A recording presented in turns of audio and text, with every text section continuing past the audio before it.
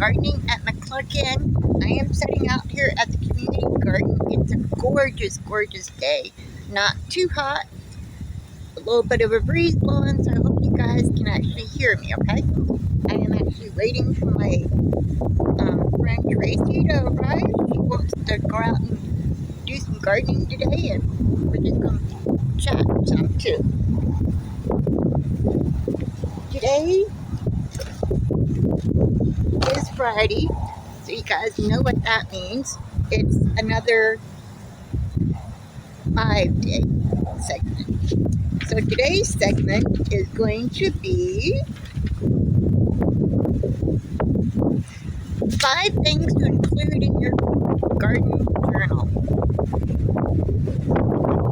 5 things to include in your garden journal.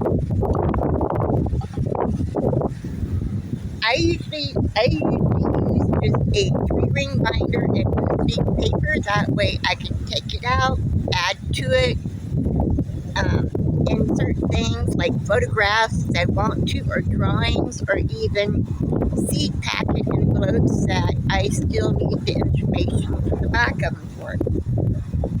Okay, so that's just my basic setup right there. 3-ring binder, loose leaf paper. I usually use colored rule paper because it gives you, to me, I like the smaller, narrower line.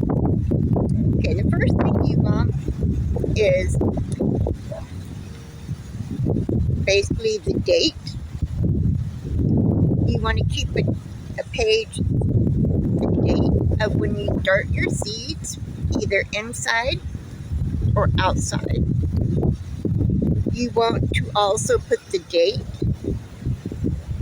of when you transplant your seedling, and also like for potatoes, you want to put the date that it blooms, because the date of the bloom is going to tell you, give you an approximate date when when you start harvesting it too. Okay. Number 2, I usually use a page or 2 in my notebook about I put the date, what fertilizer I used, and basically where I applied it at. Like 1 week I might want to fertilize my tomatoes. The next week I might want to fertilize my potatoes. Just keep a general record of it.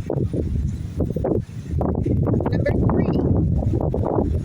Well, you can also include this one in your number 1, the date of seed, transplant, and bloom. You can also, or else you can do it separately, the date of your expected harvest. Okay, that's really important because you want to be aware of when something is expected to start producing and where you can go out there and start harvesting it, because that is very important. You also want to keep number 4, the amount of harvest.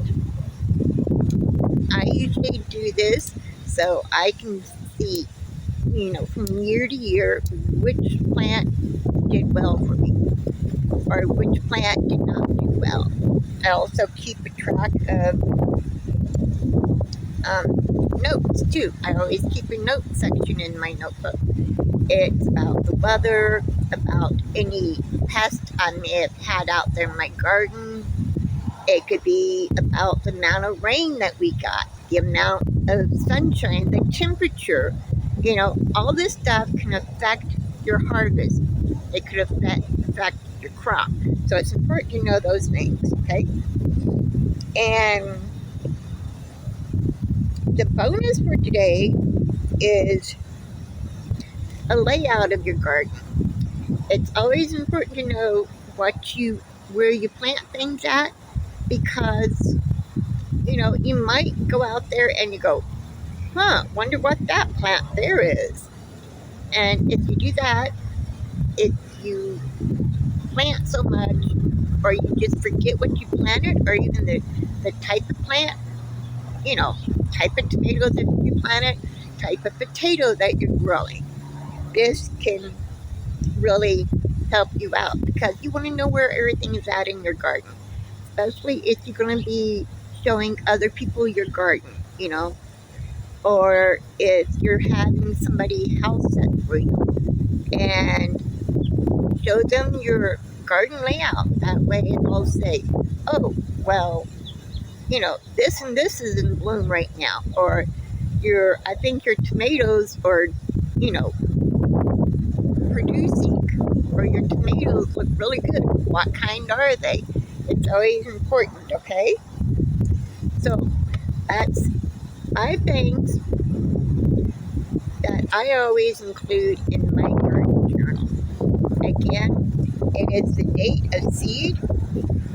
I start the seed, the date I transplant it, and the date that it blooms, okay? Because those things are pretty important. Number 2, always keep a log in my notebook of the date of when I fertilize them, how much I fertilize it, and the name of the fertilizer I use, because that's always important because it could affect your crops from year to year. Number 3, the date of the expected harvest. If something says, oh, it'll be ready in 58 days, you want to know when that 58 days is up. That way you can go out there and go, oh, well, it's not doing what it said it was going to do. So that's always important. You want to keep the notes section, the weather, the insects you spy in your garden. You want to keep where the seed came from also, because let's just say you're trying out a new seed company and the seeds don't work for you, there's something wrong. I need to contact this seed company because I purchased, XYZ tomatoes from seed packet from them and it didn't grow. So you want to call up the company. So that's always important. And you also want to keep a layout of your garden because, sometimes you forget where you planted stuff.